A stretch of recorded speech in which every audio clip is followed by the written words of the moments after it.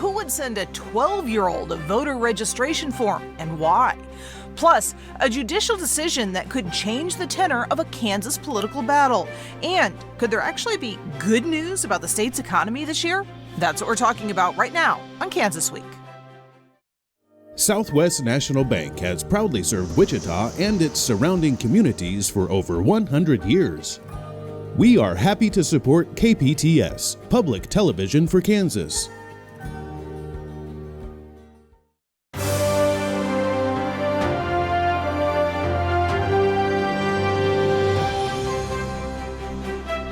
I'm Pilar Pedraza, and this is Kansas Week. Now, before we get to today's headlines, we're going to break format and tackle some national news. The president and first lady testing positive for COVID-19. The president made the announcement around 1 a.m. Friday on Twitter, just hours after his aide Hope Hicks also tested positive. The White House says both President Donald Trump and First Lady Melania Trump are experiencing mild symptoms, but doing well. And the president is continuing with his duties as the two begin their quarantines.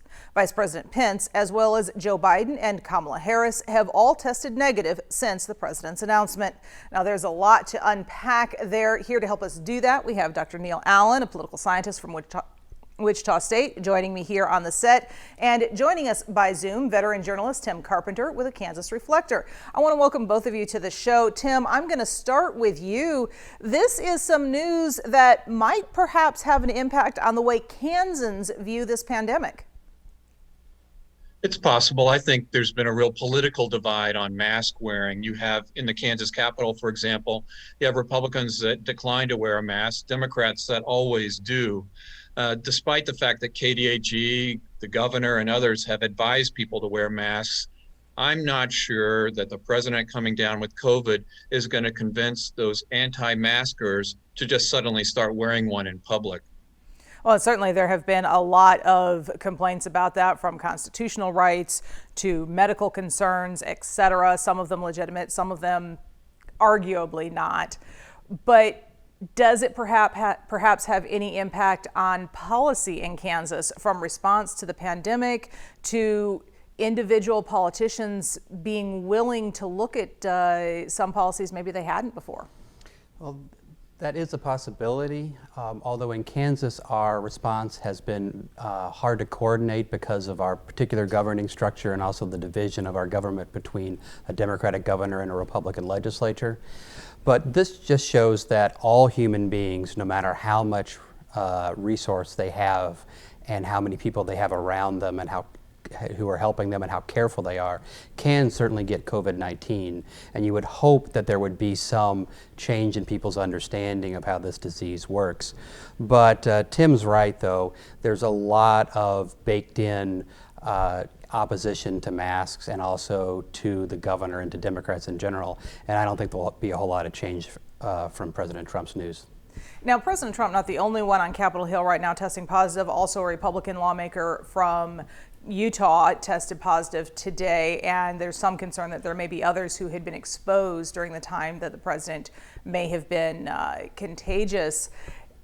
Do we perhaps see, with it coming and hitting folks in Congress, there's been a lot of fighting over whether or not there should be aid to the states, what sort of stimulus package should come out next. Does this kind of spur some action on those, or is it kind of the same thing that we're seeing here where people are dug in? I think people are probably dug in, but we should also note here that the federal government lacks the capacity to do the necessary public health work and all the other kinds of work that need to be done on the local level. And so the only way it can get done is the federal government pushing money to the states. But Washington is broken in so many ways, and I can't imagine this is really going to change anything. Tim, do you know, there at the State House, have you heard any talk along those lines? So, excuse me, most of this issue is being handled by the congressional delegation in Washington. And I think you have a huge gap between the Democrat-run House, the Republican-run Senate, on how to handle the next COVID relief package. And I think the gap might just be too far. There's probably motivation from both political perspectives to do a deal before the election, but it's hard to get there when you're talking about such massive numbers that they are. Yeah. Well, and certainly the governor has said if we don't get aid from the feds here in Kansas, we are in deep financial trouble. And that's certainly correct, because even though we do have taxes in Kansas, and they happen to, taxes we're going to talk about later are a little bit up, the taxing power in the United States is mostly in the federal government. And so the federal government is the only entity that can spend the kinds of money that needs to be spent, although they're not an entity that can actually implement all the policies that need to be implemented through things like county health boards and things like that. So we're really in a tough spot right now. All right. Well, we'll have to wait and see what happens with that one as all of this plays out. Turning to the election, a presidential decision about the U.S. Supreme Court is already having an impact on the race for U.S. Senate here in Kansas. But will it affect who Kansans actually vote for? I took a look in this story that first aired on Cake News. Boyer voted against a bill to ban abortion after 21 weeks. Both opposed additional funding to get our frontline heroes the safety equipment they need. From television ads to the campaign trail, We can do this, Kansas! certain topics have taken center stage in the race to fill Kansas' open seat in the U.S. Senate. Many of the same topics conservatives believe Amy Coney Barrett will champion for them on the U.S. Supreme Court. Already, Roger Marshall says her nomination has invigorated support for his campaign. I think they're ready to get out and shout from the mountaintops. Just the number of signs we have flying out the door. We've already went through all of our yard signs we thought that we would need for the rest of the election. But his opponent, Barbara Boyer, says the nomination is just another sign of how badly Kansas needs a moderate in the Senate to work to keep the Supreme Court nonpartisan. It only emphasizes the importance of bringing a person who's willing to work across aisles and not politicize the judiciary. That matters so much to the American people. Political analyst Dr. Neil Allen says while this fight over the Supreme Court may invigorate the Republican and Democratic bases, it's not likely to make a big difference in the final vote because most Kansans have already decided how they'll vote. Well, the Republican base is bigger in Kansas than the Democratic base, so the kind of mobilization you see from the Supreme Court fight might help Republicans. But on the persuasion level, I'm not sure if it'll matter. Now, Neil, when I talked with you about that story, you talked about the persuasion level as far as persuading voters to move one way or the other.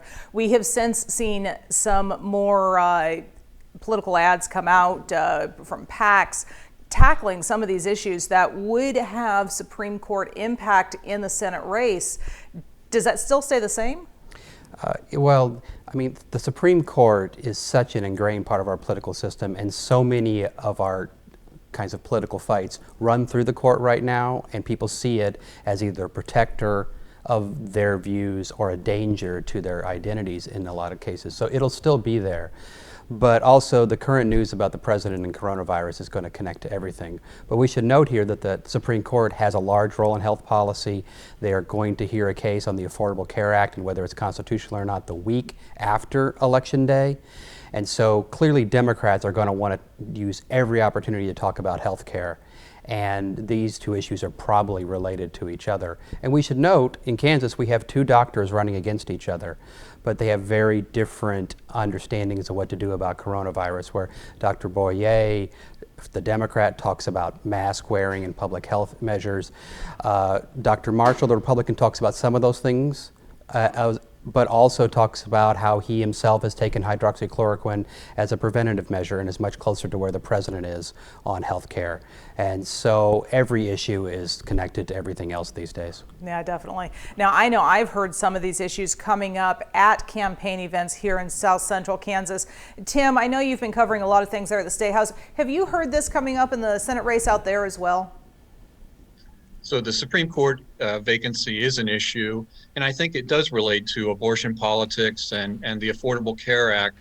And I think you characterized the two candidates' positions, Roger Marshall and Barbara Boyer. The one thing you need to point out is that I think all the shouting about this is going to be over by the time the replacement for United States Senator Pat Roberts is seated in January. So Moran and Roberts are yes votes on the nominee. And that particular vacancy will be decided before either Marshall or Boyer move to Washington. Certainly some salient points there, Neil. Right, and the fact that Senator Roberts is retiring changes this particular situation, and also it limits in some ways what Boyer can do here, because she doesn't want to be too critical of Senator Roberts, because she's going to need to get voters who are at least somewhat positive on Senator Roberts because of his long service to Kansas. And so if she spends too much time criticizing Roberts, then that can be a problem, because Roberts is not the negative figure in Kansas politics that other now retired politicians are, like former Governor Brownback or former Secretary of State Chris Kobach. Tim, have you had a chance to speak with Barbara Boyer since this information came out? Hey, have you gotten a feel for where she stands on this abortion issue? So I think she stands very much in the camp of pro-choice and protecting the rights of women to make decisions about their personal health. On the contrary position would be that of Roger Marshall, who believes he wants to stop abortion at every turn. I think he's an absolutist on abortion. And so you have a very wide gap there. You know, the voters have an easy choice on this particular issue if you're evaluating the candidates. And that's certainly an interesting point, because in Kansas, absolutism when it comes to the abortion issue really is not the majority opinion. Well, absolutism on abortion is the majority of opinion pretty much nowhere, although or at least it's not the median opinion, the middle opinion. And Kansas is more complicated on abortion than a lot of people would realize. But why abortion is so incredibly important here, at least the politics of it, is that we have a state where the government, if they had a chance to do so, would ban abortion. But also we have relatively high access to abortion services and women's health services in metro areas like Wichita or Kansas City. And so the Supreme Court's Roe v. Wade decision has way more effect in reality here than it does almost anywhere else in the country. Yeah. Well, no matter who you vote for, some organizations just want to make sure you do vote this year. But sometimes they're targeting folks who aren't eligible to vote, like a 12-year-old Wichita girl. And the deluge of mailers is causing confusion across the state, as I showed in this Cake News investigation. Why is it going to a child? Jane Gordon's 12-year-old daughter, Sage, got one of these voter registration forms in the mail, leaving the whole family with a lot of questions. And she's not alone. I started receiving phone calls from multiple individuals, especially elderly voters, who they called me and they said that they had been receiving multiple letters from Missouri. There are two main things that have concerned Kansas voters about these mailers. The first is the return address, many of them coming from out of state. And then there's the number of mailers people are getting. Myself, I've received 3 of these letters, and it started to get a little ridiculous. Why are they pushing so hard? Not all, but many of the forms are coming from the Center for Voter Information, a nonpartisan organization dedicated to getting more Americans to the polls, according to its CEO. He says the multiple waves of forms they've sent out act as an effective reminder to busy Kansans. This cycle, we've registered over 6,500 new voters in Kansas. We've helped 114,000 folks sign up to vote by mail in Kansas. As for how a 12-year-old got on their voter registration list? So groups like ours have to go out to third-party commercial data vendors, and we find those lists of people that exist in commercial data. While they can screen out for common pet names and Kansans who've died, he says they can't necessarily weed out those who are underage. I don't judge intentions, we judge results. And even if their intentions are pure, clearly it's not helping. They're causing confusion. And we want people to trust the election results in Kansas. And certainly when it comes to the Center for Voter Information, it's a group that's been around for a while. We've seen mailers from them in previous years, but it seems to have taken a different tenor this year, whether it's the number of mailers they've sent out, the repetition, or just what people are paying attention to as far as the election. I think that's correct, and people are paying way more attention to this election than any election in modern times and possibly ever in this country. And also we have the ability to learn about this, and so through social media and other kinds of television and radio and other kinds of media. But also, a 12-year-old is not going to be able to vote in this election. If that 12-year-old would try to send back the mail ballot, their county would not take it because they're not registered to vote. And so just like whenever I get unsolicited email or unsolicited mail at the place where I rent asking me to whether I want siding or gutter cleaning, that isn't a problem. Just like if my kids got voter forms, it wouldn't be a problem because I'm not going to have them vote and they're not going to vote because that would be illegal, and I follow the law like almost all people do. Yeah, and certainly it sounds really bad, but Tim, when we talk about it, we know that various organizations, they buy these lists of names all over the place. It's really maybe not as bad as perhaps it sounds. Yeah, so I think there's a real aggressive get out the vote campaign going on, and so there's a lot of money available, and they're driving that into your household. And why not ask you 3 times to go vote instead of just once if you've got the money to send the mailer in? Probably the best option, and I imagine the Secretary of State Scott Schwab would concur, is that probably go to your county elections officer to deal with your voting. And you can be suspect of the mailers that you receive. And I would concur with the idea that a 12-year-old or your pet dog or your parakeet are not going to be allowed to vote. They might receive something in the mail, but they're never going to be able to submit a ballot. One final point, the idea of voter fraud, the concern that people that come up in people's minds about these things, I just don't think it's the problem that people think it might be. I think it's been wildly exaggerated for political effect. And perhaps maybe the real concern being raised by the number of them that we're seeing, which even Tom Lopak said was a higher number this year because they felt that there were fewer events for especially voter registration this year because of the pandemic. And that's correct, but we need to vote. We need to have people's opinions registered through the legal voting process. And if we want to change this, if we want to not have so much mail and so much calling and things, there are ways to do this, like same-day voter registration and automatic voter registration, and those are proven tools that some states in this country use, other countries use, and if we do that and make our registration system easier, then we can make it simpler and less of a hassle. Well, the economy often on many voters' minds when they go to the polls, and we've gotten what some might call unexpected positive signals from the Kansas economy this week. On Thursday, the state announced Kansans paid $108 million more in taxes than expected during the first 3 months of the current fiscal year. For September alone, the state collected $72 million more than expected, although retail sales taxes, that's the tax that you pay when you go shopping, were $2.4 million below expectations. While the positives seem good, keep in mind much of this surge is based on the state's decision to extend the income tax filing deadline into the current fiscal year. Meanwhile, a major economic development announcement could bring some much needed help to several communities across Kansas. KSN's Keisha Batman explains. The newly approved Grain Belt Express transmission line is one of the largest projects designed to carry wind energy across the Midwest, bringing with it economic opportunities for rural areas. The line is designed to stretch 800 miles across Kansas, Missouri, Illinois, and Indiana. Nearly 380 miles will cut through Kansas. The line is set to break ground in Ford County. The project is expected to bring nearly 1,000 permanent jobs to the state and over $8 billion in economic investment. It provides a lot of off-spin business during the construction time and some very well-paying permanent jobs, as well as the different payments that are created for the landowners.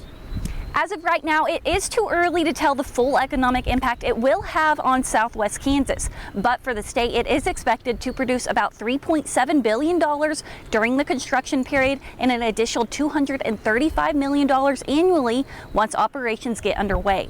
Here for you in Ford County, Keisha Batman, KSN News 3. And Tim, I'm going to start with you on this one. Certainly sounds like a couple of good news points, but really neither of these announcements gets Kansas out of the hole at this point. Right. So you're right about the first quarter of this fiscal year that Kansas collected more tax revenue than they anticipated. But there are major budget problems for the state of Kansas on the horizon. And COVID has not helped any of this. This has affected the economy dramatically. There's a lot of unemployed people. And so the Kansas legislature and Governor Laura Kelly are going to have to work on cutting expenditures in the next legislative session. And so this tax revenue that you mentioned, the $108 million in the quarter, that's not going to fill the hole. And the big transmission power line, which is going to take years to build and will bring economic development, will not fix the hole either. So there's some good news, right? There's some good news there, but I think the long-term forecast in terms of the budget in Kansas is rather bleak, which I think has led the governor to continue to suggest that the federal government provide the states with trillions of dollars of money to help fill the budget craters. And I think Kansas could wipe the brow from their sweat if they could have some of that cash. And one of the key points there was that increase in what we've gotten coming into Kansas has been on the back of income taxes, which were really delayed from last year. Sales taxes, though, were down. And is that perhaps more indicative of what we can expect for the rest of the year? The rest of the year, it's hard to figure out because also a lot of it depends on what kind of COVID situation that we have. And also the federal government here is quite important, but where Kansas is disadvantaged compared to other states, we have a very low seniority delegation, except for Senator Moran, and we're going to get it even lower the next time because we're going to have one new senator of our two, and we're going to have 2 new House members at least, and possibly, and you could even argue maybe for 3. And so Kansas used to have one of the most powerful delegations per member in Congress, and now that's not where we are. So as we're looking at this and we're moving forward, lawmakers going back to work in January, they've got some big decisions ahead of them. Are you hearing any rumblings yet about what they're talking about, Tim? You mean about specific cuts and so forth? Anything. What I hear about. What are they talking about as they discuss all of these problems and how to deal with them? Mostly what I hear about is the anguish of various agencies struggling to get by with less. For example, just look at enrollment at the universities and community colleges is down 8% across the board, and you're talking hundreds of millions of dollars of revenue losses there. These are very substantial losses. That's just the higher education system. And so the state budget is in big trouble, and the legislators and the governor are going to earn their money the next couple of years trying to figure that one out. Yeah, talking about those colleges, I was just speaking with a friend of mine whose son just graduated from high school, decided they're going to work for a couple of years before going on to post-high school training because the system is so messed up right now with the pandemic. You know, I work at a Kansas public institution, Wichita State University. I have friends that work at lots of others. You know, we're doing the best I think that we can. But this is a really horrific time for higher ed in general. And also, who's the group that's really hurting are community colleges, where they often actually have spikes in enrollment during recessions. But this particular recession doesn't work terribly well for travel. So it's really troubling. Well, and a lot of that because of the need for remote learning, which has turned out to be something of a problem for some folks in Kansas. The state is using some of the money from the last federal stimulus package to help out Kansas schools on remote learning. KSN's Alec Gartner explains. Some families are struggling because they aren't able to easily access learning materials on the internet. Coronavirus has posed challenges for TARC, an organization that helps children with disabilities in Shawnee County. What we have been doing is taking an iPad to their home with Zoom on it and dropping it off, letting them use it, then picking it up and bringing it back, cleaning it and using it for the next family. So what we're hoping this will do is allow us to provide some of those devices for those families so they can use them the whole time. The federal government has provided grants to help children and keep instructors safe. We're able to provide them with some strategies, interventions, and knowledge so that the child's development will be the best they can be. TARC is one of 40 organizations that was chosen to help pre-K children. Provide tablets or computers or Wi-Fi hotspots and data plans. There is about $900,000 left to distribute. The governor also announced a separate program where $40 million will head to organizations like child care providers, Boys and Girls Clubs, and YMCAs. They can provide space and resources for grade school students to go to class if their school is operating virtually, and their parents still need to work. Kids can log in and attend class with their teachers and classmates, be supervised by adults on their end of things, have questions answered when it's, when school is not in session online, but there's work to do. You can go to our website for a link to the application for either project. Reporting at the Capitol, I'm Alec Gartner. And Tim, you sat in on a lot of these hearings up there at the State House. This is just one of many programs that the state has tried to spread that CARES money across. Mm-hmm. The state of Kansas in all received $1.2 billion in CARES Act money, and they've set aside tens of millions of dollars for improving broadband access. And I think the COVID-19 pandemic has put a bright spotlight on a major problem in education that just wasn't ever adequately addressed, and that is there are haves and have-nots. There are children out there that are trying to get an education that at home don't have the technology, they don't have broadband access, they don't have the laptop that other kids do, and that's inequitable. And I think COVID, by having students learn at home, has proven this point. And so a lot of money is going to be invested in the future to try to improve the broadband and improve the access to technology for those students.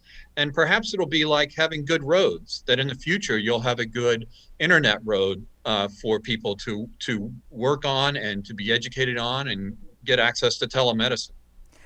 Neil, is this the point that pushes us to where broadband becomes a public utility?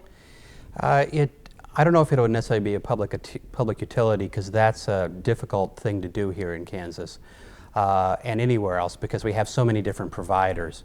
But this might push us over to the idea that we need a publicly guaranteed broadband system, both statewide and nationwide. And really, broadband right now is like rural electrification in 1937 or 1940. It's something that only the government can do.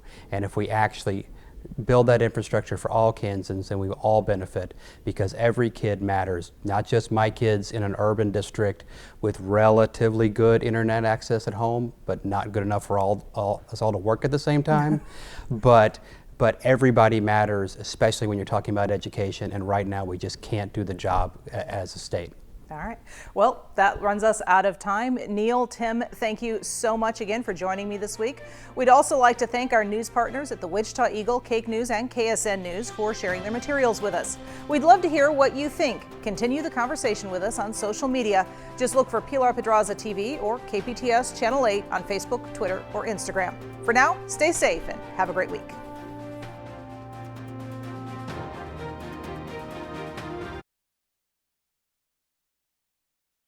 Wichita and its surrounding communities for over 100 years. We are happy to support KPTS, Public Television for Kansas.